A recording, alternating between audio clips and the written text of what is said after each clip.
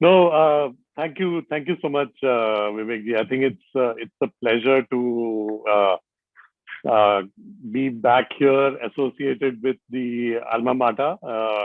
Yeah, like you said, 1991, I graduated. Uh, in fact, my first job was with this company called Blowplast. That's what I joined after campus, and I was all over India, including in Kanpur, and that was about the last time I visited the IIM Lucknow campus. And then it's been a lot of travel all over the world. So uh, didn't really get an opportunity to come back, but been thinking about doing this. So thank you for the opportunity, and happy to continue doing my bit to help and support in any which way. So what I'll do is maybe let me just share my screen and attach a deck, and then we can quickly start a little bit of my introduction, but then into the payment space. Yeah. So yeah. So can you all see the deck? So here's a quick background. I mean, again, I put these slides together in a rush, trying to just put, whatever I could with what I thought maybe of use. But I would really love if we make it very interactive, because the thing is, there is I can speak about digital payments for 2 months at a stretch. There is so much in the industry. There's so many things, so many elements, and this is the only thing I know. I mean, this is the industry I've been in pretty much most of my career, uh, and it's a brilliant place. I mean, I just loved all my 26 years in the payment space.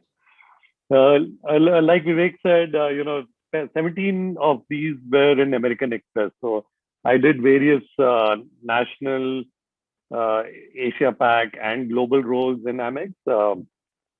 But before Amex, I was in Standard Chartered Bank. This was, in fact, my first foray into payments. Where this is 1994, when you know card industry used to be looked down upon and saying, why are you trying to get people into a credit trap and stuff like that, right? I mean, that's how the perceptions were, and we all used to think that, yeah, who will take credit cards in India? I mean, it's like everyone loves cash. Just if you have money, spend it. Everyone's credit averse. So, but there was a huge, you know, uh, we could see the changes in the global space in terms of payments, and there were a lot of things which were happening. So, 90s was really the journey of payments getting started in India in some sense. So, in a way, I've been associated with that. Last 6 years as an entrepreneur, yeah, like you said, my second startup. First one, I was in gift card distribution. So when I left Amex, I partnered with some investors in South Africa and created a gift card, you know, launch and distribution company, and launched Google's Play Store gift card in India.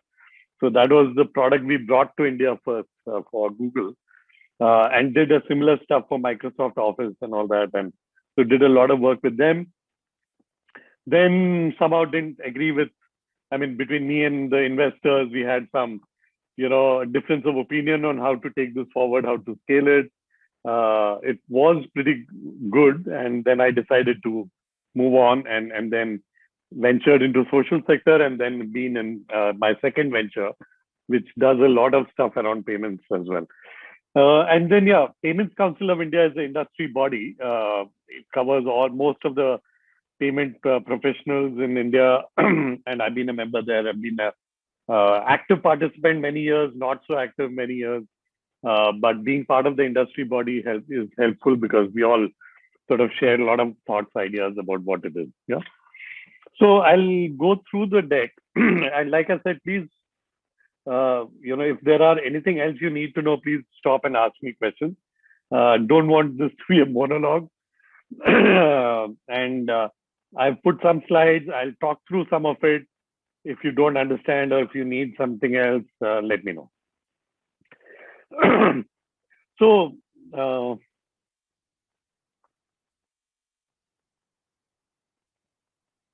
one second.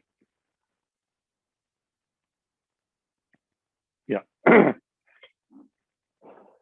So in terms of digitization itself or digital adoption, India is obviously massive, given our size of population, of course, and a lot of things which are starting to come into play. Uh, so we had this whole Aadhaar of unique identification, which has been a very good initiative by the government over the last 15 years to try and identify every individual. uh, Mobile phones, smartphones, internet connections, they're all going bonkers, right? I mean, in terms of sheer number of people. And therefore, most of the digital players, and these statistics, I guess, this is a slightly dated slide, but I know you probably are all very, very, very familiar with a lot of this information.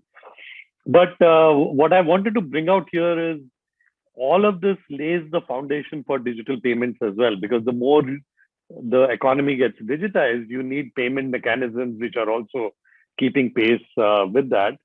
And what we see specifically in India is that while there are almost 700 people who use the 700 million people who use the internet, the number of people who use the internet to actually pay for something is a very small sum. Yeah, so people are using internet for free services. Could be just Google search, could be Google Maps, could be free videos, TikTok, whatever. But the number of people who actually do some kind of commerce is much smaller, and that is, I think, the massive opportunity that we all sit with. But even in spite of that, we are already number three in terms of payments, the sheer size of payments industry, digital payments industry worldwide. Only US and China is bigger in terms of sheer number of transactions and all that. But I think one thing we all of us in the industry feel very proud about is India is probably, after China, the most evolved in terms of technology and in terms of adoption of multiple new ways to solve problems for a consumer. So most developed countries are very highly digitized, but they are your traditional cards, payments, your debit, credit, a little bit of mobile payments, etc. But the sheer number of things which are being innovated, tried, tested, piloted, adopted is massive in India. So I think it's one of the few industries where we are really on the forefront of technology breakthrough. And over the last, I would say, 15 years, most of us have seen so many new things. Feels very good that India now is a place where we export a lot of the technology, unlike in most of the other industries where we import technology and know-how from the other developed countries. So that's a massive thing. So quite nicely evolved in that sense. But look at this. In spite of being the third largest, we are still very, very small. So like I said, 1.3 billion people, about 760 million smartphone users or who are using internet to some extent, roughly about 460 million active monthly users on the internet, but only about 120 or 25 million who actually make payments on the internet. So if you talk about, let's say, 900 million adults, right? 900 million adults who do some kind of commerce, who need to buy something at some point of time, only 125 even today use digital payments. Balance is all on cash. If you look at the total number of outlets or merchants or points of sale, 60 million, of which roughly only about 20 million accept digital payments. And 80% of India's consumer spend is still cash. So think about this. We are already number three in size globally, and look at the penetration levels within the overall opportunity. It sort of says how much of a leeway there is for us to grow and where this can go, right, in terms of the sheer size of it. Roughly, I think we do about 800, 900 billion dollars on digital payments today in a year. Last year, of course, with the overall economy tanking because of COVID, it did drop, but 2021 should be in that ballpark, close to $1 trillion maybe by the time we exit the year, maybe on a run rate basis. So that's the size in spite of being such low penetration in terms of the overall opportunity. So yeah, very, very, very interesting and innovative space.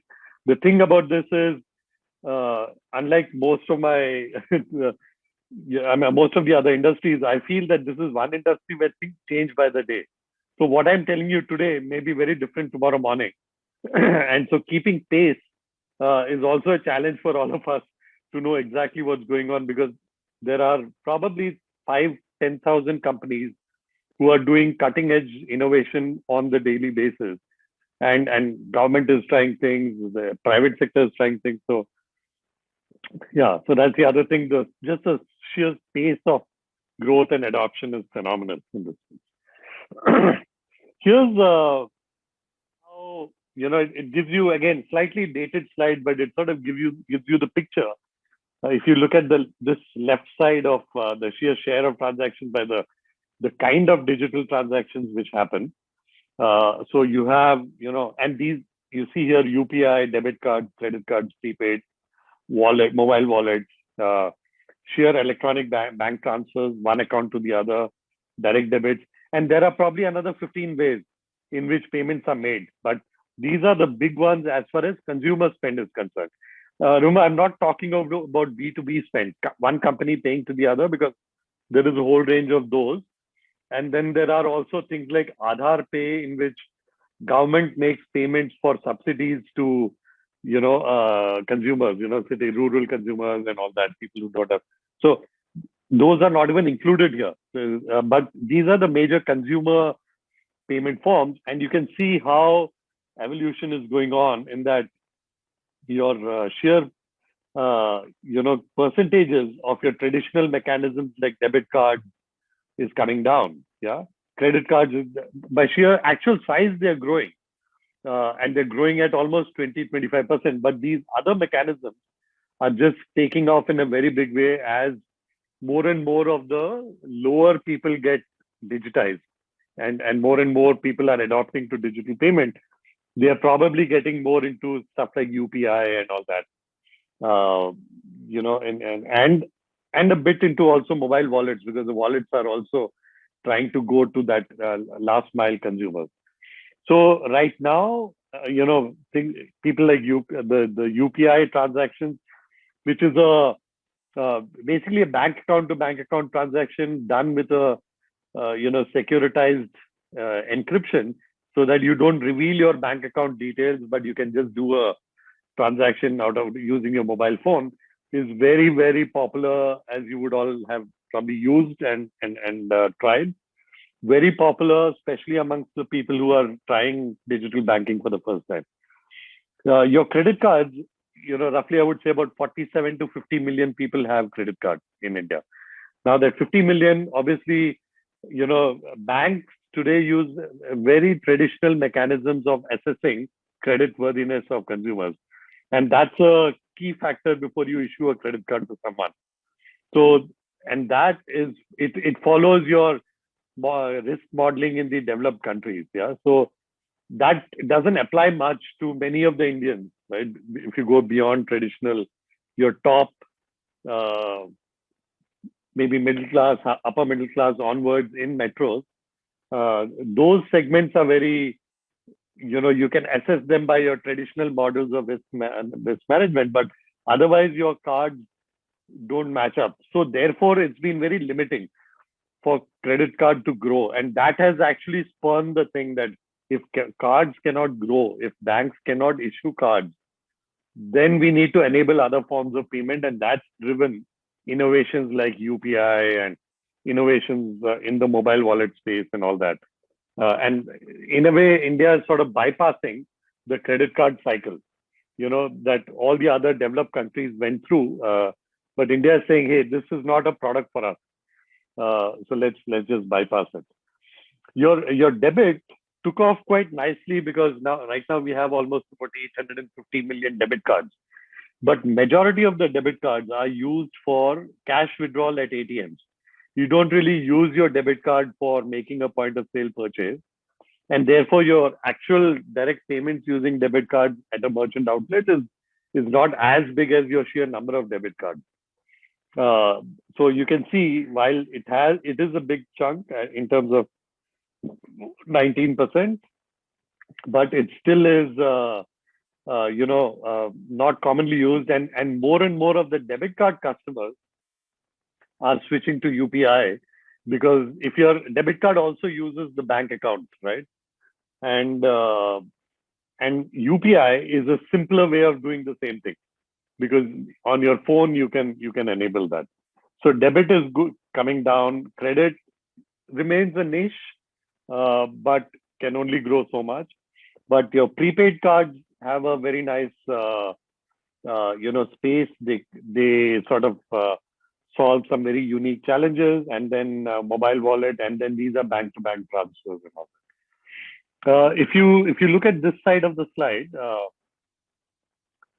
uh, your the sheer these are the kind of instruments, yeah, by the form factor. So your debit, credit, prepaid, and mobile, and you can see the usage of mobile phones is really shooting up.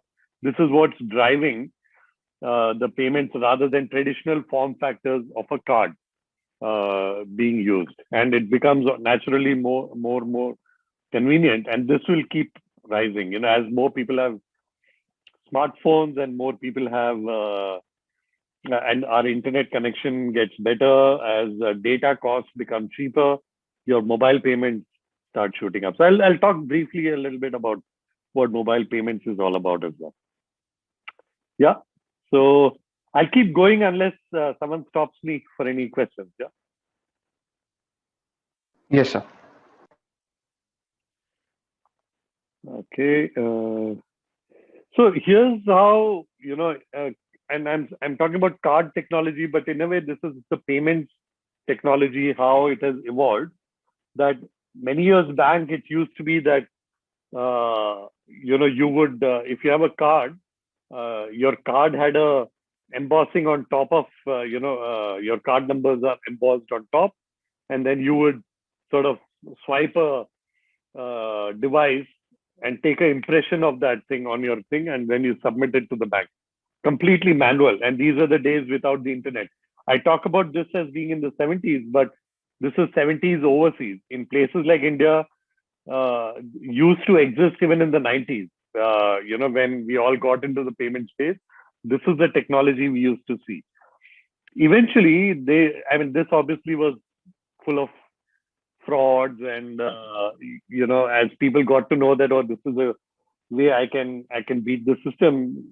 Fraudsters came in and created a lot of mechanisms to defraud banks with collecting payments and all that. So this is when, and about the time when internet was getting used by banks for multiple things, there was something called a magstripe, where you could emboss payment information inside a magstripe, and to every merchant who was accepting payment, you would give them this device so that they could read that information and approve a transaction and all that. So this is how the technology moved. This is in the 90s, and even I would say in India till about 2004, 2005.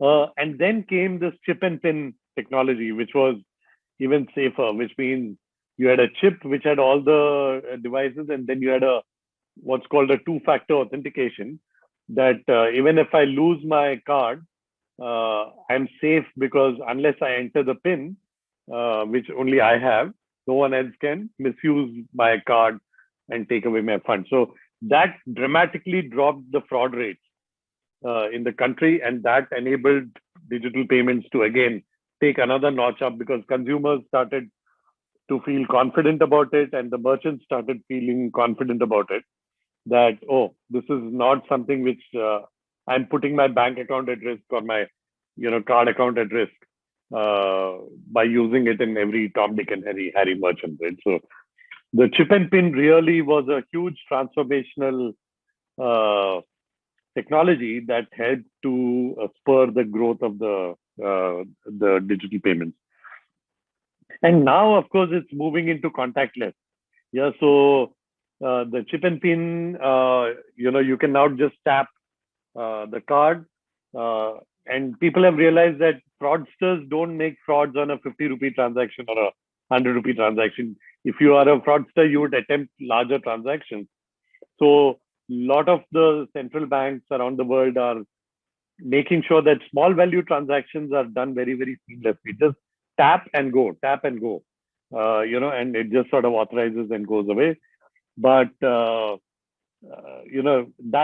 is how the contactless technology started, that you don't need to touch any device, just take your card and tap it onto any device.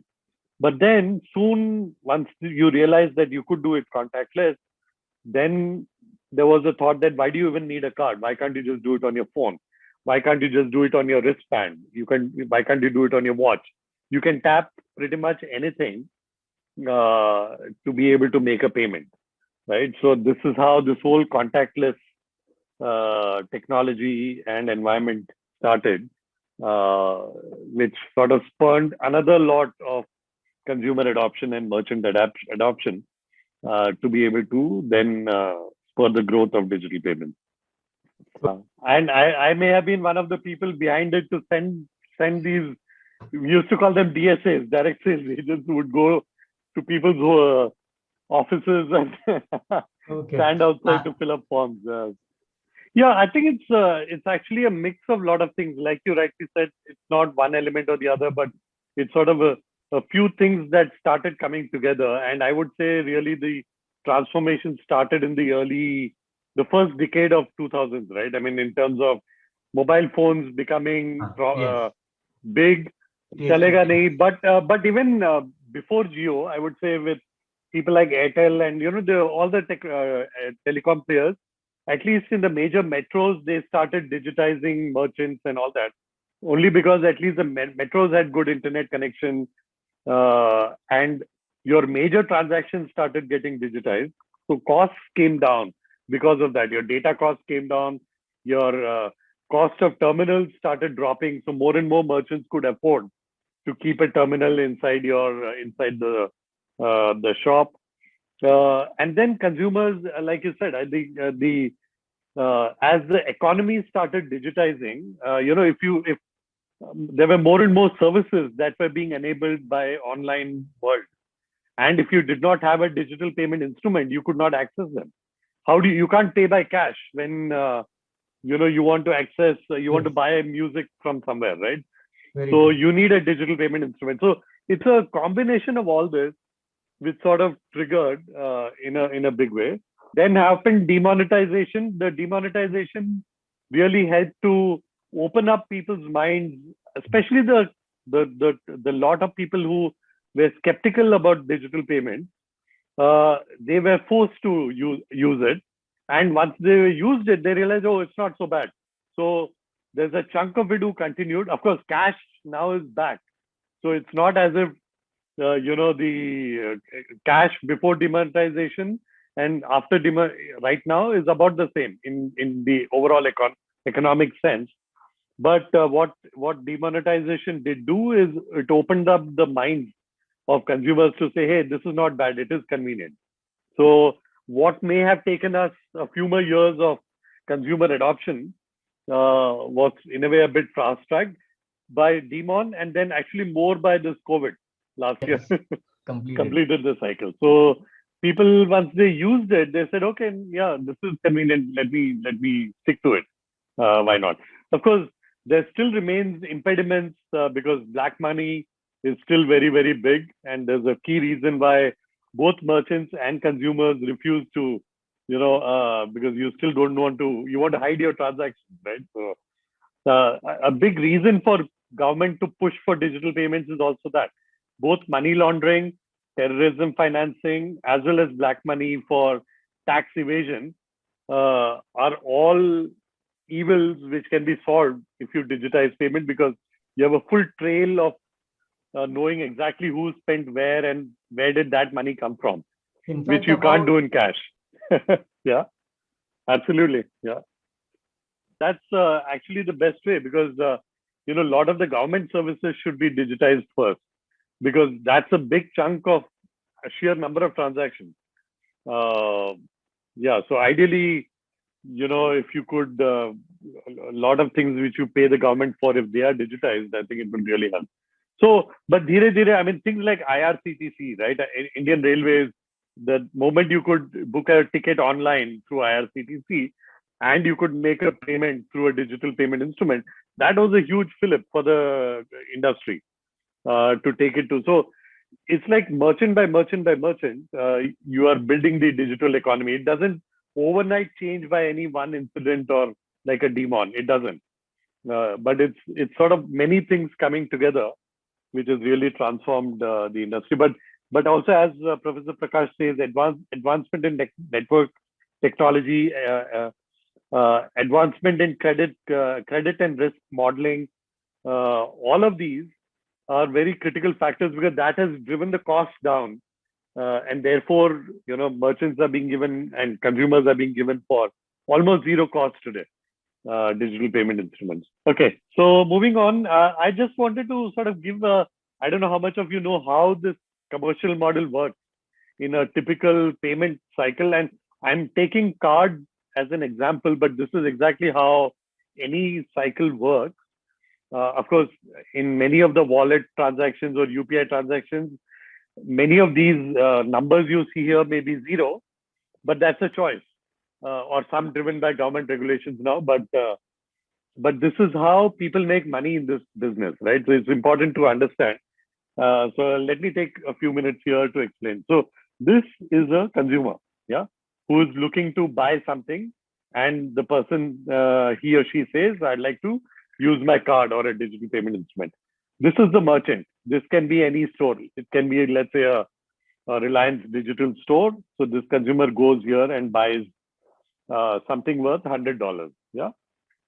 So they make the purchase and they say, okay, yeah, you need to pay me $100. So this is where the customer uses their card for $100. Okay. What happens is, this is a bank. It's called an issuing bank. I should have made notations here, but you can make a note.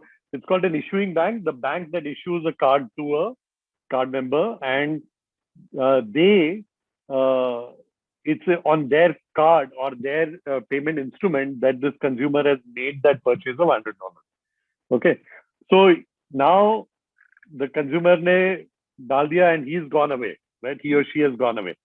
This issuing now what happens is that this merchant has to now collect this money from their bank because he's given the goods worth $100. This guy needs to collect the money. They have a tie-up with someone called an acquiring bank. Okay, the merchant has a tie-up with a bank called acquiring bank. Now let's take an example that this is a Citibank cardholder who has so this is Citibank whose card this consumer has used. This could be Reliance, whose acquiring bank is ICICI. Okay, so now ICICI Bank has to pay this fellow 100 rupees, and they have a deal. There's a merchant contract between them to say, for every transaction, I will deduct 2 rupees, 2%. Yeah. So $2 is deducted, and this fellow makes a payment to this merchant. So this guy is now out of pocket by $2. Now this ICICI Bank now deals with Citibank through something called these network providers. The network providers are people like your Visa, MasterCard, American Express, could be UPI, blah, blah, right? So there is a network provider who's connecting the acquiring bank and the issuing bank worldwide in terms of how to make this transaction flow and happen. And there is something called an interchange rate between the acquiring bank and the issuing bank, which is fixed by the network provider. So it varies from anywhere from 0.3% to up to 2.5%. So roughly in this example, I've said 1.5%, which means, let's say a Visa fixes that the moment this kind of a transaction happens, the this interchange of 1.5% needs to be paid to the issuer by the acquirer. Okay, so therefore what happens is, this $100 transaction has been sent to the acquiring bank. Acquiring bank sends that $100 transaction to the issuing bank. Issuing bank pays 98.5 after deducting 1.5%, and acquiring bank pays 98 to the merchant after deducting 2%. So are you guys with me in this flow? Yeah. Yes, sir. So therefore, if you notice, this fellow makes 0.5%, of which they pay 0.05% to the network. So in net amount, they make 0.45 in every transaction. The issuing bank makes 1.45% after the 0.5% that they pay to the network provider as well. Yeah. So this is how this whole industry works, which means eventually it's a merchant who's paying for this whole industry to work. What the merchant pays of 2% is what's funding the acquiring bank, the issuing bank, the network providers, and people like us. Yeah, all of us sort of exist because the merchant pays the 2%. If you notice here, the consumer hasn't paid anything. Now, what happens is, if it's a credit card, the merchant may end up revolving they may not, the consumer has to pay the issuing bank at the end of the month for this $100 that they have spent, but they could pay it in installments, and in which case they may pay an interest or whatever. But other than that, the consumer never pays anything. Yeah, in a typical financial transaction, the way this works. So this is the fundamental of a digital payment commercial model of how this works. Now, there are variations depending on the payment instrument, the merchant, government regulations, etc. For example, in UPI, government last year in January said that you cannot charge this. Yeah, it used to be 0.3% that a merchant used to pay, but the government has now made it zero, saying that UPI has to be free to an end merchant. Now, that actually, as an industry, it's a problem, because then what happens is nobody here makes any money if this is zero.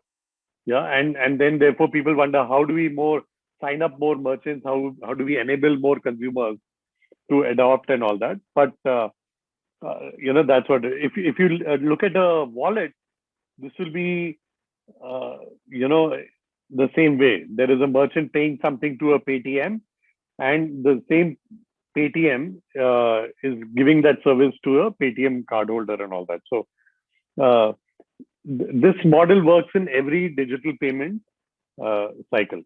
Yeah, so it's critical to understand these bits. So acquiring bank, issuing bank, interchange rate, merchant discount rate. Yeah, these are terms which are used quite regularly in the digital payment space.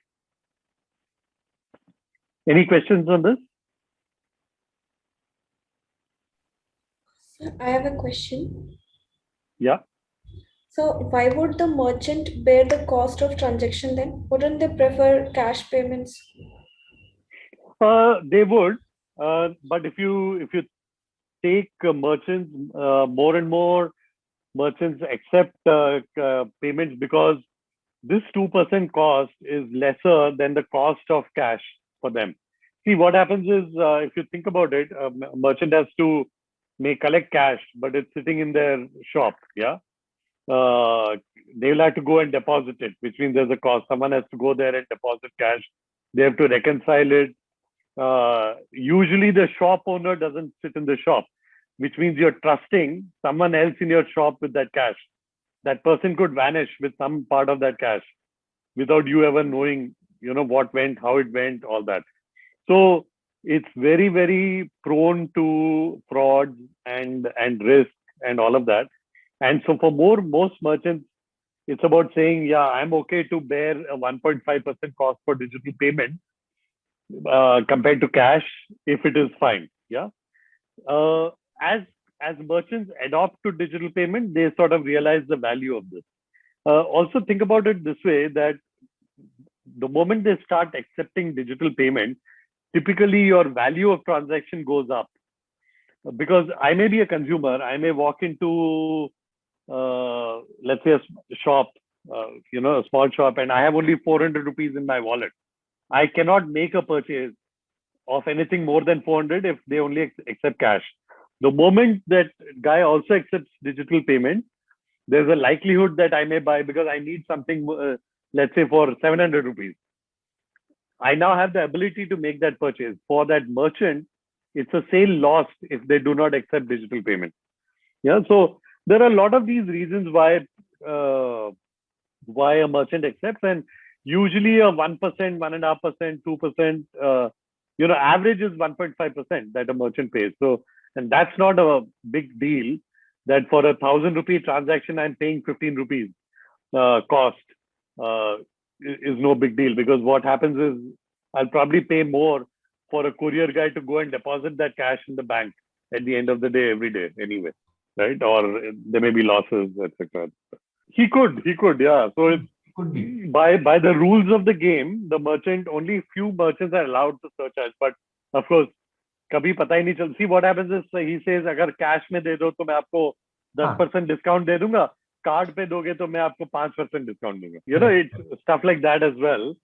So the reality of this is, I mean, the reason I'm putting this up is, you're absolutely right that merchants do have a problem many times in accepting digital payments because of this charge. The reality is someone has to pay for this, the digital payments, for this industry to work, for digital payments to be enabled. Because if the merchant doesn't pay, the consumer has to pay, right? It's a choice, and the world over, the model which people have generally seen is that merchants, because they are doing that business, and they see this as cost of doing. Okay. Yeah, so I was saying that world over, most merchants see this as a cost of doing business. Just like, if you want loan, there's a cost of doing it. If you want working capital, there's a cost of doing it. You don't get free services. So accepting digital payments, also you have to pay something for it. This is one of the things where the industry disagrees with the government, that when they said make it zero for UPI, because more and more merchants will adopt it. Think about it. I mean, merchants may adopt it, but none of the industry players is interested in growing the merchant base. Because why would we do it for free? Because there's a cost that all these industry players will incur to onboard a merchant. We need to do KYC of every merchant. There are terminals to be given. There are settlements to be made, etc., etc. So people say, अगर पैसे नहीं बनेंगे तो हम क्यों करेंगे? Right? We are not a NGO, right? In the thing. So someone has to pay for these services.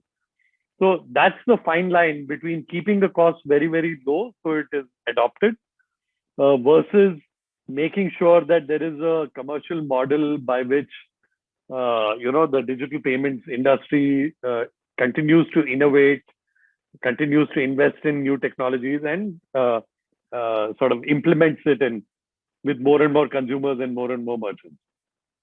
So it's a fine balance, like in any other industry. So these are the different types. Broadly, very, very broadly speaking, these are the, in any digital payment instrument, could either be prepaid, which means it's a fixed amount, you're paid and kept some balance somewhere, which you use in multiple scenarios. That's prepaid. It's a float account. It can be linked to a bank account, doesn't necessarily have to be linked to a bank account. It's just sitting there. It's a balance. This could be your Metro card, for example. Your Metro card is a good example of a prepaid card, or a gift card is a good example of a prepaid card. Yeah. Debit essentially means there is an account, there's a bank account behind it. So consumers are more and more adopting to prepaid, only because there's a fear that if your debit card gets hacked into, it opens up your whole bank account. Whereas if I put money into a prepaid, the worst case that can happen is my balance on my prepaid goes away. At least my bank account is safe. So that's the difference between these two. Your credit is where there is a line of credit, which means you spend now and pay later. Essentially, it means that if like people live by their salaries and you want to pay something and then you want to pay up at the end of the month when you get your salary, then it allows you to do that. It allows you to plan for larger purchases that you want to buy a television. You don't have to cough up straight from your bank account. Just make a payment with your card and then pay, later. So it optionally involves revolving credit. So the credit has this whole element of credit risk and fraud. Fraud, of course, goes across, but credit risk is the additional factor which determines who gets the credit and who doesn't. Yeah. So these are broadly the type of accounts which one deals with in a prepaid instrument. Now here is mobile payment. So in terms of what happens is what is mobile payment is where if a mobile phone is involved in any part of the transaction, either at the merchant end or on the consumer end. And basically, it could be a mobile device, not necessarily a mobile phone. It's a mobile device, a device which could be through a wearable, could be even you have stuff like RFIDs stuck to your shirts so that you can walk into an event, like you're going into a stadium, and your payment is deducted because someone catches your ticket and debits it to your account on your t-shirt, and so things like this. I mean, there are lots of things which are being experimented, but any mobile device which is used to make a financial transaction, either at the consumer end or at the merchant end, then it's called mobile payments in that sense, in a very broad sense. But primarily, it's mobile phones in most cases. And then the technologies which are used are your near field communication, Bluetooth, RFID, now even sound. So you can just make a payment using sound, and that's being tried and tested in multiple places. So if you look at this, basically the consumer in their mobile device could have something called a mobile wallet, or there are things like tokenized cards, which means your credit card is tokenized. It's sort of encrypted and put on your phone, so that you don't have to flash your card. You can just flash your mobile phone, or either tap it, or even through a Bluetooth, it sort of communicates to be able to make a payment, or UPI, which uses things like QR codes in India. So you can use the mobile device, and the account could be based on anything on your phone, and you're using that to make a payment. In terms of the interfaces, like I said, I mean, this is actually, I'm just giving you some examples of it, but there are probably 15 types here, which are already being tried and tested. But the most common one is NFC and QR codes. The most commonly used. So NFC for all kinds of card payments, which are contactless, and QR code for all kinds of wallets and UPI payments. These are the two most commonly used. And of course, for online purchases, and these are for offline stores, retail stores in the typical sense.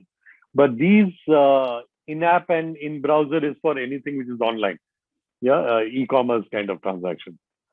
And then at the merchant end, again, there could be so many things that a merchant can have to be able to enable. So used to be a typical digital payment used to involve a clumsy point of sale device, yeah, which a merchant needs for them to accept a digital payment, and that used to be a cost because the merchant would pay a rent for that, or they had to buy that terminal, etc.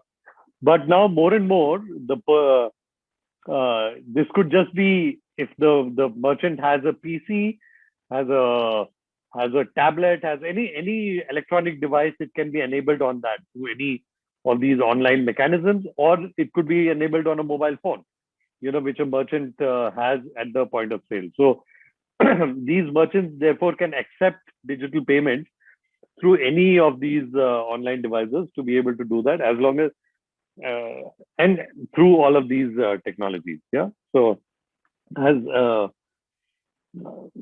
and now, like I said, I mean, even things like sound and all are being tested in a big way, because from the moment you start going beyond smartphones to this whole consumer base, which is on sitting on feature phones, sound may be the way to crack that market open, because they don't have more smartphones, they can't download apps or Paytms and UPI and all of that. A smartphone, sorry, a feature phone using sound technology could be a way to deal with it both at the merchant end and the consumer end. So here are some reasons why for digital payments are being adopted I mean, I would say this is one view. There are lots of other reasons, but these are some of the key reasons why people have adopted as a consumer to digital payments. So one-click payment, there used to be a time when this is obviously a lot to do with e-commerce, but also now with physical store, that digital payments have become very, very simple. There used to be a time when it was very complicated to do digital payment, and you really needed to be a tech wizard to do a digital payment. Whereas now anyone can do this because it's one click. You can make payment, just scan a QR code and you're done. Or you could just tap your card or tap your phone and you're done. Or even online, it could just be a simple one click because you have a wallet sitting there. Just click, yes, I'm paying through this, and you're done. Yeah. So whether you are a 80-year-old person who's never used digital payment, or you are someone sitting in rural Chhattisgarh who's never tried a digital payment earlier but trying it for the first time, it's become simple for a lot of people. But also, you see, the next one is offers. So a big reason, one of the other reasons actually, Vivekji, for your question earlier of adoption of digital payments, one of the big ones was offers. So people like Paytm and PhonePe and Amazon Pay to a certain extent, initially Google Pay, they all started cashback using investor funds to say, if I, don't pay with cash, use Paytm and you get 20% cashback, 10% cashback. Then the consumer say, oh, I'm still buying the same movie ticket. I'm still buying the same, payment. If I get 20% cashback, then why not, right? I'm saying that bill payments of your Airtel bill, your mobile phone bill, prepaid recharge of your phone, those things, if you start getting cashback of 10% and 15%, then why not, right? Because it's heavy duty items. So that drove a lot of adoption. And people, especially if you see here, non-metros, even today, is very, very big on these offers to say, try that. And of course, we all know it's not sustainable, because how long will investors pump money in the thing? But like they say, if you make a consumer do something 10 times, there's a good chance then that at least 70% of them continue doing it for the 11th and 12th, even after you withdraw the offer, right? So it's give that offer 10 times, then there is a sustained model beyond it, even if you withdraw that money, because you've got the consumer hooked to that behavior change, which otherwise they may have no incentive to do. So, but I mean, this was also the time when investors was all investment, private equity was all about just get more consumers to adopt to your solution. Doesn't matter whether it's profitable, unprofitable, so payments was a brilliant mechanism for people to take 100 million consumers, 300 million consumers, give them money back and get them on the thing. So you're buying transactions in a way, right? So anyway, so that offers was a big driver for digital payments being used. Then this was pay anytime, anywhere. Now, this was for the first time, cash needed physical proximity, which means I can obviously pay cash to someone who's right in front of me. But if I have to make a payment to someone else sitting in Bangalore or sitting in, anywhere else or whatever, or I need to pay, I need to buy something now, I can buy it out of Amazon and use digital payments right now and make that payment, right? So this pay anytime, anywhere became a huge consumer benefit. And this is obviously, it goes hand in hand with online services becoming big. as well, that online services drove a lot of digital payments as much as digital payments drove the online services, because you need both sides to make that commerce work, right? And so this became a huge benefit, that there were a lot of things you could pay anytime, anywhere, which you could not with cash, and that was a big driver of digital payments being adopted. Of course, easy to track, uh, than carrying cash. I mean, so cash the big problem, and especially all the early adopters, especially if you're a big spend, if you're traveling, for example, right? There was a time when you would carry loads of cash to pay for your hotel, pay for your things, and it's a big danger. I mean, what if your wallet gets, you've lost all your cash, right? I mean, it's you can use 15, 20,000 rupees just vanishes like this, and you're done. Or it could be even for the merchant, that you're sending your runner boy to go and deposit cash in the bank that you've collected during the day, and that's fraught with danger always, both willful fraud or just theft on the way or whatever. So it's just ease for both merchants and consumers of doing digital payment without carrying loads of cash became a huge convenience factor. And then convenience of small expenses, and no hassles of change. If you want to make small value purchases, I want to pay for 50 or something worth 17 rupees, or I want to make a toll payment of 29 rupees, as tolls are right now. You make a payment of 50 rupees and you wait for a change of 21 rupees to be returned to you, right? It's so much easier to just scan a QR code and make that payment, or things like that. So the small value transactions started moving to digital payments because of just the convenience, that if I can do it with one click, one this thing, no need, and it goes exact change. So 29.5 rupees will go from one account to the other without waiting for some money to come back and all that.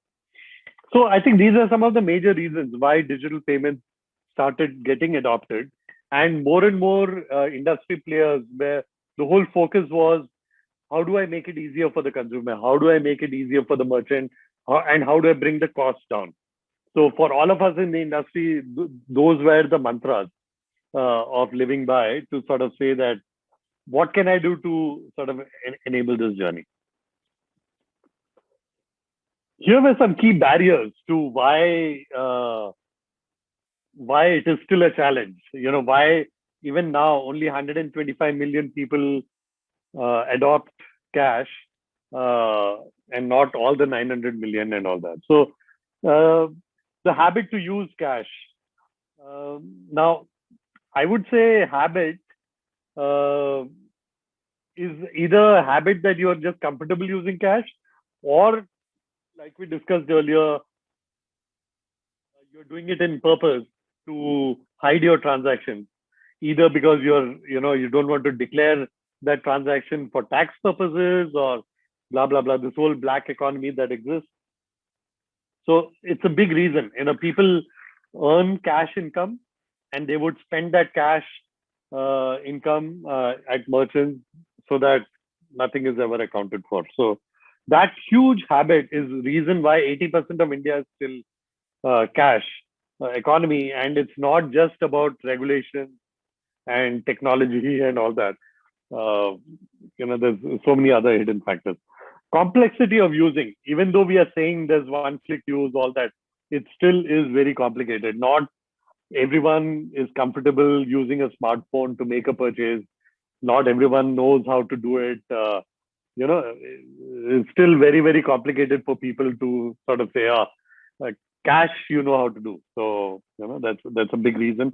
So it's a big challenge for all of us to say, how seamless can you make it? How can you make it simpler and simpler and simpler? Lack of compelling value prop. Someone just asked that question earlier. For the merchant, it's saying, hey, why do I want to pay that 2% or 1.5%? I am happy. I don't think I'll get more. मेरे जो customers हैं वो तो मेरे पास वैसे ही आते हैं, right? So I don't really see a benefit of me accepting digital payments, because I'll still, have the same consumers. Or from a customer point of view, saying, I don't know why I should use this versus that. or I'm more worried about data security. Maybe Paytm will take my data and do something with it. I would rather use cash, kind of a thing. Yeah. Inertia of the non-cash methods. So this is general human behavior that more and more people, there are early adopters to any new technology, anything new. But over time, people adopt to many of these things. And so there's always an inertia to anything new. So that's, I think, is just a journey. And then incentive and offers from other payment instruments. So there are things which, like we talked about that example where the merchant says, मैं आपको 20% discount दे दूंगा अगर आप cash में दोगे, अगर digital payment card से दोगे तो 15% discount. So obviously then why, oh, I have the cash, let me just give you cash and take that additional incentive or discount from the merchant. Or petrol transactions where there is a surcharge because the petrol margins don't exist to make any digital payment, merchant discount rate. Then if you use many times, then you could the merchant could throw some additional stuff for you in those transactions. So these are where it still remains a barrier for digital payments. This fraud and hidden charges. Now this, the government is doing a lot of work to make sure that the charges are very, very transparent and known to consumers. But what happens is that there are always these charges that some players here and there add in. Now, typically, that commercial model that I showed you is what is truly there as a commercial model. But then many people like MobiKwik, for example, has just started this thing that if you have a wallet, if you have an account with MobiKwik and you're not using it to do at least one transaction in a month, we're going to charge you 100 rupees per month to keep that account because there's a cost for MobiKwik to keep that account live. Now, charges like this become a hindrance for anyone to do that. Of course, they have announced it, but there are many times, either they have announced it, but it's been so subtle that people don't realize it, etc. So, from a consumer or a merchant point of view, they are very skeptical about these kind of charges, and that's a big barrier. And then reach. So many consumers, digital payments hasn't reached to yet, right? There are places in India where rural India accounts for 60% of citizens, where digital payments haven't gotten there. Merchants, top cities, your major metros, maybe tier 2 towns, you have merchants who are accepting, but beyond that, not yet. So this reach has to be built by the industry. And so if you haven't given them the tools to accept digital payments or make digital payments, then they can't do it. So, that's the other reason for the key adoption. And in a country like India, this is a major challenge. Given our geographic spread, given the diverse, just the spread of our population and merchant base in every nook and corner in such a large area, so much more complicated than, say, a country like Australia or South Africa, where humans live in 6 places and you just need to cover those 6 places and you're done, right? Unlike a place like India. So I think it's another huge barrier for us for adoption. I'm going to stop here if there are any questions before I move forward. I've got 2 more slides left, I think. Or have I confused everyone a lot? No. No, sir. I do have one It's question. very clear. I come from a similar industry experience like our Professor Vivek. Like I was with Infosys close to 18 years. So before that, I passed out from IIT Bombay. So, and then last 1 year, fortunate to be in IIM Lucknow as a full-time faculty. So I used to teach. Oh, nice. Yeah, I used to teach in Infosys also, especially on the cybersecurity and Agile. I was an Agile coach. And before that, I used to work in bank. Like Bank of America was my client when I was in the USA. So I used to work close to 10 years for it in the loans portfolio, data warehousing, BI reports, and all those aspects of it. So this topic is very close to my heart in terms of the banking and payment, like a fintech module. So I was honestly very impressed the way how you try to take up this one. So I don't have any Okay. questions, but I just want to introduce myself and say thank you. Yeah. Thank And you. I must say, lot of the key industry technology companies are all. I know of a few which are actually driven by people who have come from Infosys. So Infosys is like a hotbed for I mean people who develop technologies for banks and fintech companies, and then they themselves started companies of their own to create that. I know I don't know if you know Kumar Abhishek of ToneTag, who was Oh, is like one of the very successful fintech companies, and he was in Infosys. I think he comes from there, and yeah, I think it's very interesting. Good. yeah. So guys, thank you very much. Thank you.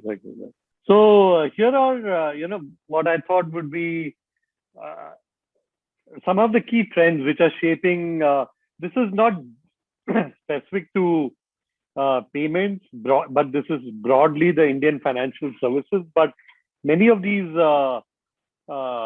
macro trends are very critical factors even in the payment industry. So I thought I should put this slide here for everyone's benefit. So large, so see things like slowdown in the economic growth and the significant growth in the NPAs in the banking and financial services sector, NBFCs and banks, is a big deal because indirectly it impacts payment because the ability for the ecosystem to invest in new technologies, experiment, pilot, test, all becomes limiting, right? And the fact that sometimes government regulations do not support, while the headline may be that we want to grow the digital payment, but if you do not allow the industry to take a certain charge, then it becomes counterproductive in that how do companies in the industry invest if you do not allow us to make some money out of that. So some of these are important factors. So in a way, the health of the banking and financial services sector is very critical. Otherwise, cost of financing goes up, cost of investments goes up, and this in turn will create more costs for both consumers and merchants for digital payments. So it is an important factor. It sort of impacts indirectly, and therefore it is important to keep this in mind. The shifting consumer dynamics, and we I think spoke about the demonetization, COVID, etc. The rising affluence of people as more and more people become affluent, more and more people start using digital services, more and more people uh, become comfortable with digital payments. It's a ripple down effect, yeah, and that starts creating more consumers to adopt. Uh, so I think that it's like a combination of this whole consumer behavior shifting in time, and then things like COVID and things like Demon sort of help fast track it and push it forward in a even bigger way. Emergence of integrated ecosystem. This is so important. I think we spoke about it earlier. Digital payments on their own cannot grow unless internet services grow. And Vivek, you were talking about Geo playing such an important role in that. As internet becomes more robust in remote places, it's a very critical infrastructure for digital payments to become robust and reach that place. Smartphones are very critical component for people to get, and smartphones used to be 30,000-40,000 rupees minimum earlier. Now you can get smartphones for even 3,000-4,000 rupees. As they become even cheaper, more and more consumers will adopt it. So the ability for people to buy smartphones, ability for smartphones to become cheaper, ability for the merchant devices to become cheaper, uh, internet to become cheaper, your data cost becomes cheaper. These are all ecosystem elements which are very critical for digital payments to grow. And so, there is that dependency that all of these industries grow together. Digital payments also in return helps those industries grow. quite a lot. So it's like a co-emergence of these things. Then growing enablers, digital and analytics. So there are new and new digital data sources. We spoke about Aadhaar as being such a critical element for onboarding merchants or consumers to digital payment instruments. There are things like KYC, which are mandated bits, right? But now with eKYC, Aadhaar, etc., you can onboard them even if they are remote. Earlier, you need to submit some document which goes to a bank branch, and the bank will then approve that you can be a merchant, and then you can become a merchant. But the moment you have these new data sources available, which can be used, it's a huge enabler for payment. The growing bureau penetration, especially for digital lending, for cards, etc. This is very critical. Ability to have risk models which are adopted for Indian scenario, risk models which are there are credit bureaus, but more and more people being on the bureau, so information is shared across the industry for people to then use that to provide credit services for people, or to be able to even do surrogates on that. It doesn't necessarily have to be a credit score or income document, but other surrogates which can be used and shared to be able to provide more digital payment facilities or prepaid accounts or whatever. Those are very critical enablements. And as the digital and data analytics, artificial intelligence, all of these sectors grow, more and more, we are able to do these kind of stuff. And then, of course, digital business models. So UPI is a brilliant example of a model which was created by India, which is now being exported world over for enabling account-to-account payment with minimal information being shared at the merchant or at the consumer end. And there are many more like this. Account aggregation is going to be a huge disrupting force in the years to come. In the thing, there are new umbrella entities coming up for payment. There are new technologies being tested. So I think that's fantastic.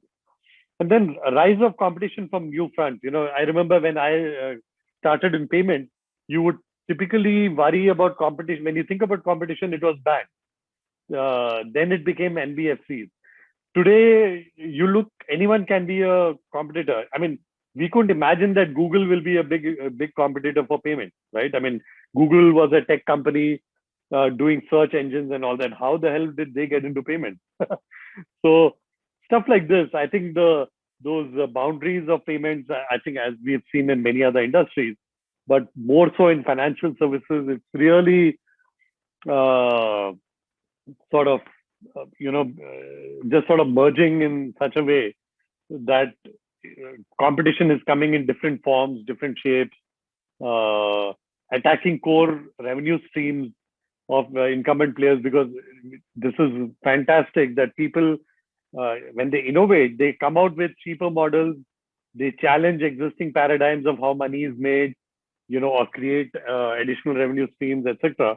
People like Google, for example, can happily do payments for free because they will make money elsewhere the moment they have those consumers. And it's, as a consumer and as a merchant, it's brilliant to have companies like that get into the payment space. So stuff like that. I think rising competition from new fronts is a journey that has been there for the last 15 years, but continues to be a trend for the future too. And I think this is my last slide. Here are a few things which I put together as things which I see as the focus of what's going on in the payment space in India today. So everyone's focused on getting the next 500 million citizens to use digital payments. So like I said, 125 million use it today. What can we do as an industry to enable the next 500 million people to start using digital payments? How do we make that happen? Yeah. Financial inclusion is a very big agenda for the government, for the industry. Again, it's a matter of digital payments extending beyond feature smartphones, or maybe not even phone. It can be even phoneless. On how do you enable a merchant to accept payments? How do you enable a consumer to make a payment in a digital way? Is a very big technology question to challenge. Offline payments, and this is something I am doing as part of my startup, working with this company in Sweden to sort of say that we can enable digital payments even without an internet being available, which means, we have a mechanism by which payments can be made in an offline mechanism, and then you settle whenever internet becomes available. And this is a wonderful system to be able to take it to remote areas where internet availability is a challenge. Or even today, as more and more digital payments are coming, the bank servers are under pressure. Transactions are failing. I mean, I remember 2 months back, digital payments on SBI had a failure rate of almost 18% or so. Now that's crazy, right? That 18% of the times the payment is not going to go through because your bank servers are overloaded with small value transactions. Now, this is today when only 125 million people are using payment. Imagine when 400 million people do that. Today's infrastructure is not capable of handling that volume of payment. So, therefore, offline payments is also very critical, and there's a lot of work going on in the industry on that. Low-cost merchant solutions. I think it's very critical that cost has to be low, not just for merchants, but also for consumers. But merchants typically, because there is an acceptance device and there is a risk modeling, which creates some cost at the merchant end. And therefore, that's a constant journey to keep bringing that cost down to be able to do that. And then finding a commercial model to sustain. I mean, all of these things, us in the payment space, we all say it's a massive industry. We are $1 trillion industry today, and we will probably be, 4 or 5 trillion. Because imagine the total GDP of India, probably 5-6x of that will be digitized, because for every single transaction, there are probably 6 digital transactions happening, payment transactions happening in the chain. Now, the whole thing is, it's very attractive to say, let's add 500 million citizens, another 50 million merchants, all of that.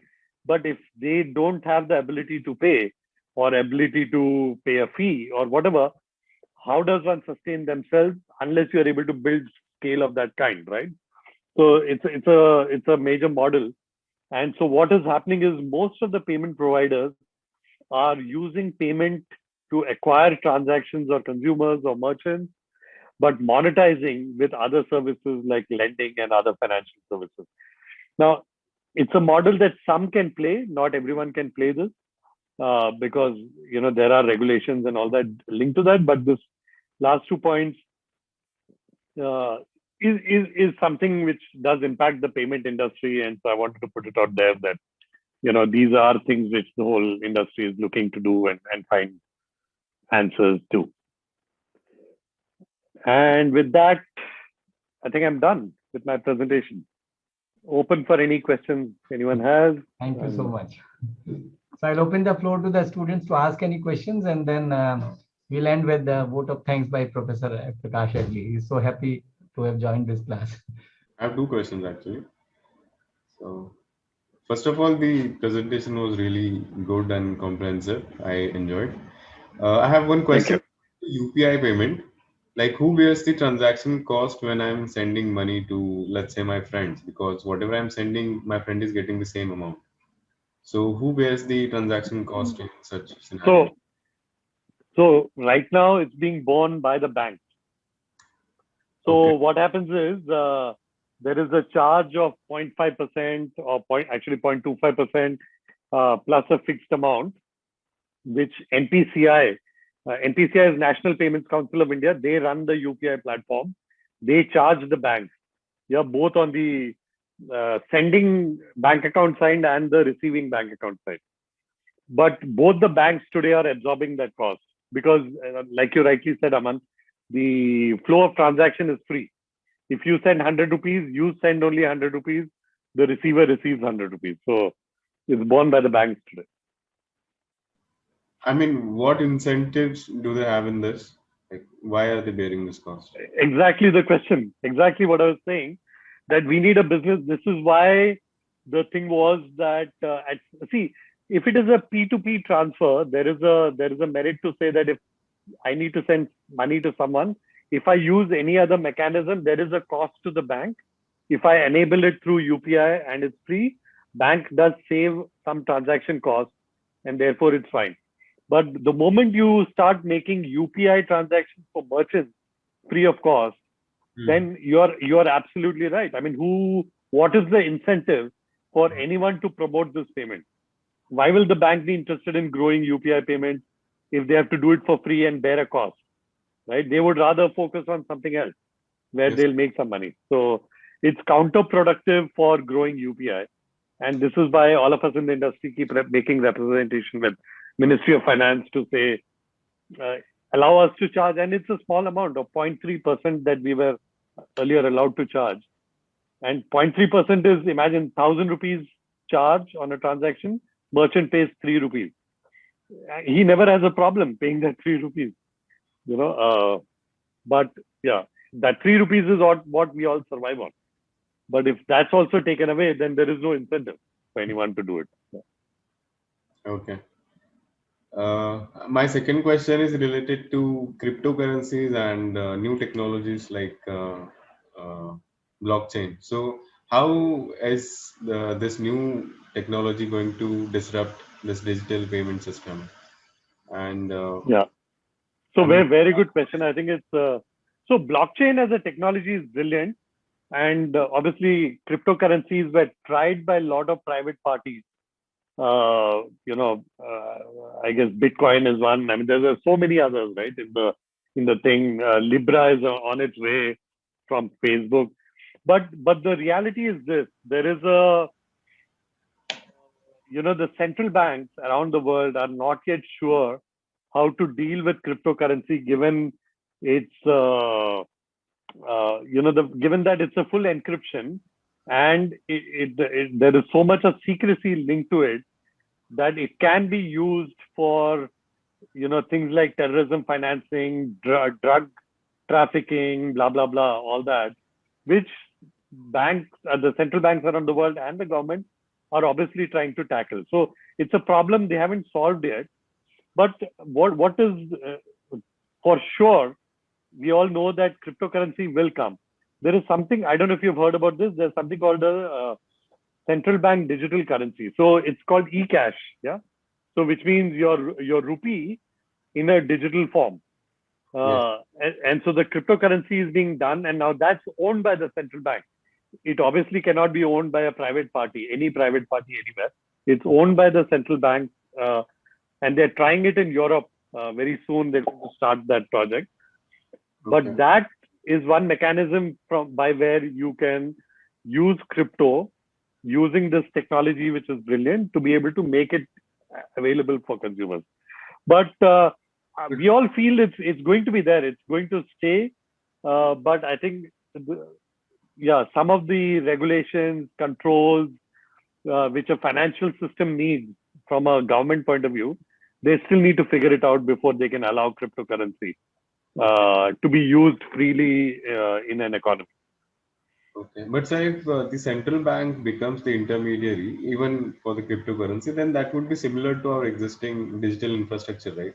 Because crypto is like it eliminates all the intermediaries in between and just allows transaction from person to person. It does. So, but this is where I'm saying it's a fine line between saying there's a benefit to the consumer and there is an independence that 90% it's good for 90% of the people.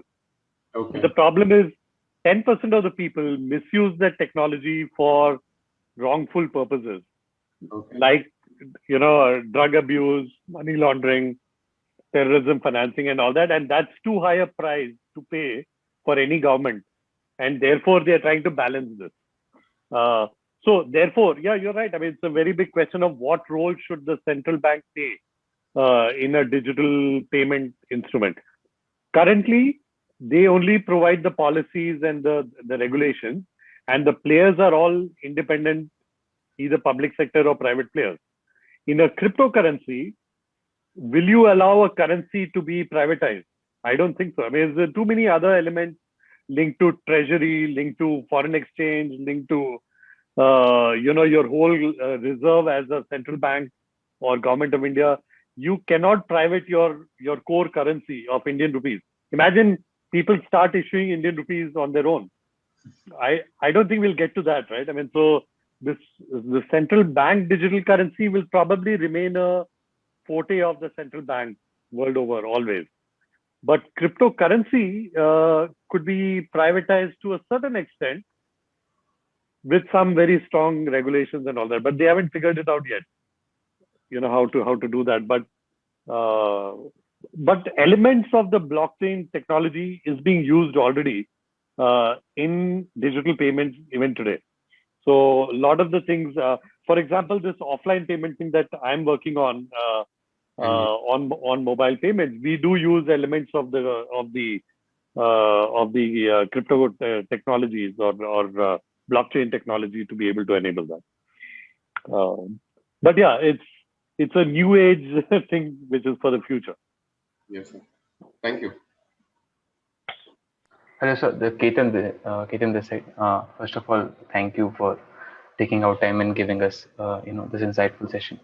So, sir, my question is that the digital payments market is already, has reached scales in India, but issues like zero processing fees and investors' money bleeding in is still going on, and the merchants are yet to make, profit, and the hesitance of merchants paying out, shelling out money from their pocket to take in cash continue. Sir, according to estimates, projections, or taking a leaf from the developed markets, where do you think the market will saturate or reach at the equilibrium? How many players will sustain the market? What will be the charges that the market will, find equilibrium at, and who will, bearing the charges? Where it will be a distribution, or one party will take the bearing? So, what do we see going forward? A very good question, Ketan. I think I'll say let me be honest to say we don't know the answers to all those questions, but here are some pointers. Yeah. So firstly, in payments, I should say that the developed countries are absolutely no benchmark for us because, like I said, developed countries have digitized payments using traditional mechanisms like your credit cards, debit cards, and your OEM-based mobile phone payments like your Apple Pays and Samsung Pays and all that. So, and they've stopped there because more or less big chunks of the citizens are using that to already make digital payments. Developing countries like us or poor countries, I would say, where so much of our citizens are still not yet adopted to digital payment, we are going to go a very different route. So therefore, our business models will be nothing like what they have, right? So we can't use any examples from that. That's the first point. The second point is in terms of, you're very right that people are bleeding today, and therefore people like Paytm, PhonePe, all of them are looking to go into IPO and suddenly have become very, very conscious about their bottom line because their investors who earlier were saying just add 100 million consumers, 200 million consumers, let's do cashbacks and buy the consumer base, all that thinking is gone. Yeah. Now people are saying, now how do I monetize it? Paytm has 350 million users. They are putting a lot of their brains behind to say, how do I monetize? Which is the reason why they've gone into things like Payment Bank. Payment Bank allows you to keep deposits, allows you to lend, and all of those you can make some money. So you have 300 million consumers who have come because they used the Paytm wallet to make a payment transaction. And maybe you made zero money out of that. But now you're cross-selling, a lending product or a loan product or an insurance product or something or the other to be able to monetize it. So that is the business model people are trying to adopt. Or even Google is doing that, right? So let me use payments to bring people in and adopt that. Or Amazon. Amazon is saying, I will monetize it in e-commerce, but payments is my entry point to bring more and more people in, and monetize it by selling them, getting them to the Amazon site and buy products out of that, where I make some margin out of that. So those are the business models people are trying out. But the reality also is there are a lot of people who do not have that ability. See, these big players have the ability to cross-sell and monetize in other ways. Many people in the ecosystem have to survive within the payment space. And for them to make is when, you need to have some kind of a business model which payments can sustain on its own. And that's why right now in the current business model, the merchant discount rate is the single revenue earner. And you have to keep it very small for merchants to adopt, unless we feel that there is so much value we are adding that we can even start charging the consumer for it. In which case we can say, make it zero for the merchant. Let's charge something to the consumer to say, hey, consumer, you pay me 0.3%. Or maybe the merchant and the consumer both pay 0.15 each, so that the industry survives, right? So someone somewhere has to pay for it for the industry to go. And I think all of these are being tested, and these are all evolution of the business model. As new technology comes, everyone's trying to drive the costs down, and at scale, obviously, you can drive your costs down quite a bit. So things like data costs going down, hardware costs of multiple things going down. It all always helps, because the ecosystem has to evolve together. So yeah, basically, we don't know how this will all play out, but everyone's trying to innovate on all of the same questions, Ketan, that you're asking. These are all elements where people are thinking about. Thank you, sir. Just to add, are there any threats to these companies in terms of this digital payments market surviving, sustaining, or growing? No, I think it's a matter of, see, eventually, if you don't have a business model, you will die, right? So that's fundamental to any business, as you all know, right? So that's the threat to the payment thing, that if you're only playing on scale, not everyone becomes successful in building scale. And if you cannot build scale, and if you can't pay for your expenses, your investors will walk away. So to me, that's the biggest threat for anyone in the payment space, because the industry itself is massive and it's so big, and it's so much of runway forward. There is enough room for multiple people to coexist without a problem. There's no limit key, only 6 people will survive or 10 people will survive. I think many can survive. It's a matter of each company looking at themselves individually and saying, can I sustain with my business model?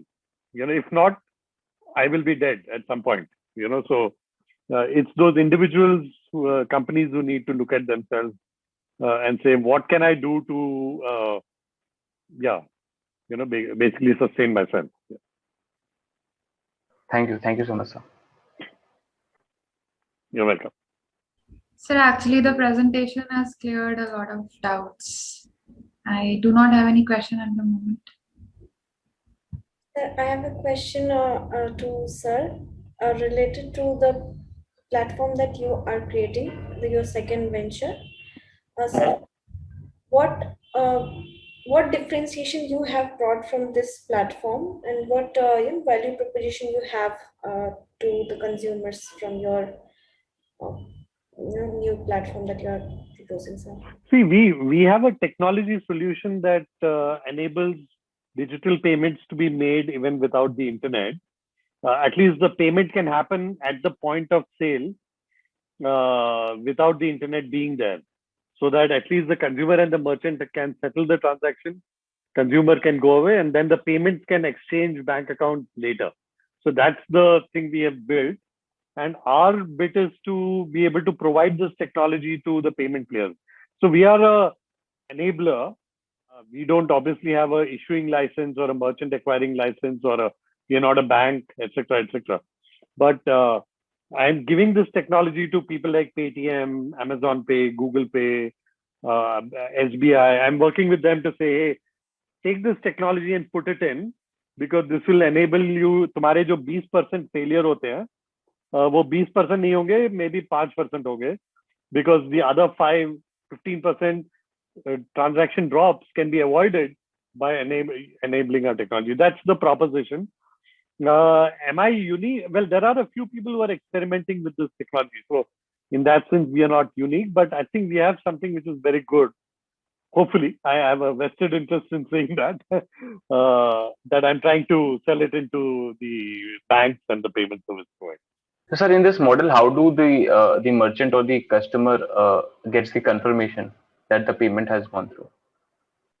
It's a secure private key encrypted message to say you are guaranteed payment, because there is a balance sitting on an offline phone of a consumer, which we have safeguarded with banking grade security, and we have a mechanism to transfer it without the internet, which could be through Bluetooth, QR code, etc., which is just very localized, and it goes as a confirmation to the merchant to say, "ये जो 500 रुपए तुम्हें चाहिए वो तुम्हारा guaranteed है."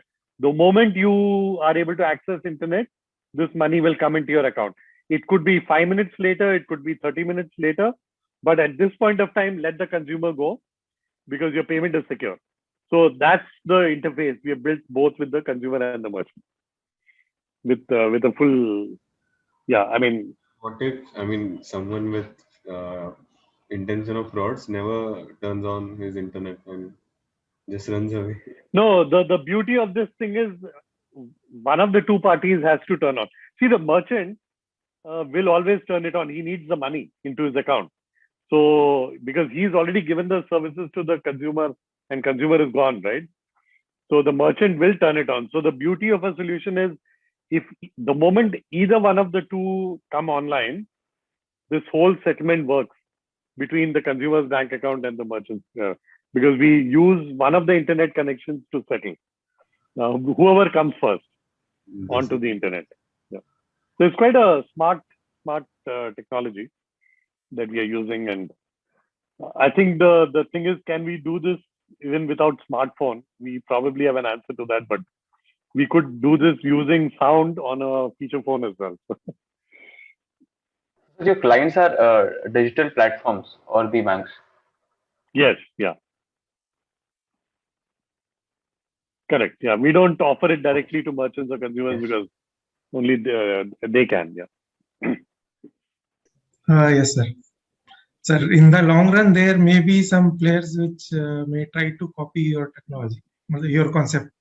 So, in the long run, how you are planning to give a competitive advantage to your company? Well, nahi, हमारे में तो long run is a few days. So we are pretty sure that the moment we launch, 3 days later, someone else will bring a similar one, because there are already like 6-7 people who are working on this. But the thing is this, I think what is critical here is it's not just a tech play. It's, as Prakash would fully appreciate, in a financial transaction, it's a lot about banking grade security. There is a lot of, thing about getting this technology into banks is a 6 to 8 month process, because they'll do a full due diligence before they implement.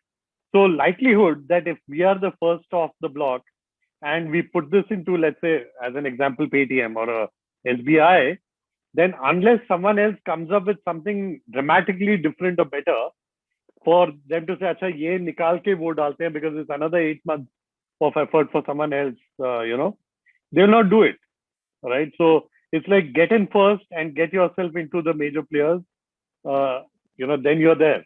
But we also know these kind of technologies, they always have a shelf life.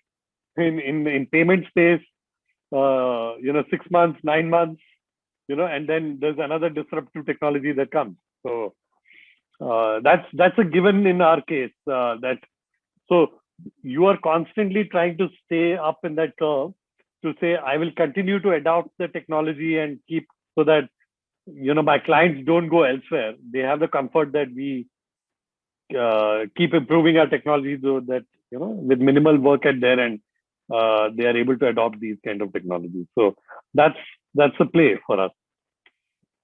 So long term, so yeah, long term is maybe 3 months in our case. Professor Pradeep has also joined after interview, and we'll end with Professor Prakash Headley has very diligently prepared a vote of thanks, and it is behind me also, and he has also shared it on the chat. So over to you, Professor Prakash. Yeah, thanks a lot, Professor, actually. So actually, I just summarized your lesson as a student. Like I became almost like a student when you are telling about these things, and I actually felt like reading a Harvard case, like so immersive. And when I put all the slides together, so it has an introduction. It starts with an introduction, and it has a motivation, like an opportunity statement for someone to get motivated towards it, and a quick literature starting from the history to predict what future can be. And it has a core content. It talks about what this mobile payment is all about, what the technology is involved. It also have a model to make something clear, like what is the payment elements, what are the key elements in the payment, like who takes how much percentage and who makes the model successful, and all those things. The research model very clearly articulated, and the reasons for growth, which talks about what is the future scope, why we see that this is going to be something futuristic. At the same time, it talks about the limitations, which is a very important thing. What are the adoption barriers that we have? And it also have a very great concluding remarks within Indian context, which is very important because for all IIMs aspire to have a specific Indian context. And the session itself has a lot of thought-provoking questions. So I just documented a few questions because it's all about creating a question in the mind of students. So I always believe that teaching is not something to make complex. It is like it is igniting a flame in the students, and more like making something complex simple. So I really felt like almost 10 to 15 years of what happening in the industry, and probably 10 to 15 hours of intense reading of Harvard case study. You so wonderfully precised in 1.5 hours, which I cannot imagine actually. So I personally felt so humbled to be in your class, and I felt like saying that no wonder you are an IIM alumni, right? Who else can do without you, right? So that's I felt like for all the students also, this is not just a technology class, but it is also a wonderful storytelling class, and that came so naturally, right? So we always say that alumni make the institute so proud, and a big thank you, like on behalf of all the students and ITS area and also alumni IIM community. Like wonderful to have you in this one, and the interactive Q&As really justifies how everyone is immersed in our session, not only me. I'm just talking of on behalf of all the people. So I just want to really say wonderful thank you. And Thank you so much, sir. thanks a lot. Like I just want Thank you so much. Really Thank you, Vijayji, for Okay. almost 2 hours of your time. No, thank you. I really appreciate being invited, and thanks for such kind words. So we are not going to Professor leave Prakash. you. Now that we know you, we are not going to leave you. No, absolutely. Anytime, would love to share anything. I mean, it's always a very soft corner for IIM Lucknow. So anytime. Thank you. Thanks a lot. Nice meeting everyone. Bye, bye. Best of luck. Bye. Thank Thank you, sir. Pradeep. Thank you, sir. Thank you, Prakash. Thank Thank you, you, all sir. the students. Bye.